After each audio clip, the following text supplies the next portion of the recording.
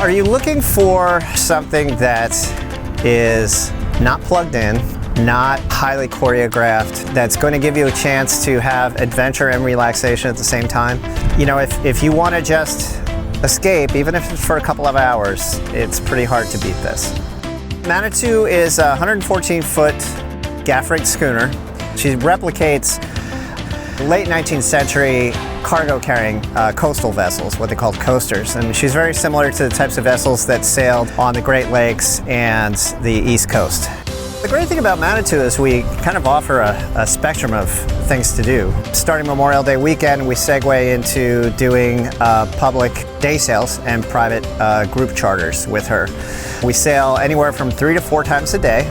Each sail's 2 hours long, and certain of the sails have certain options or themes to them. So our afternoon sails, we serve Moomer's ice cream, which has been a big hit. Our last sail of the day is from 6:30 to 8:30, our evening sail. With that, we offer the option of pairing with dinner at Harrington's by the Bay restaurant. But what we're really excited about this year is our brunch cruise. We just added this, and the food is phenomenal. It's been a sellout every trip. People love it.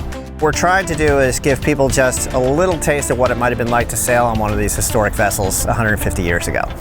And as much as we can, we give the opportunity for people to get involved with it.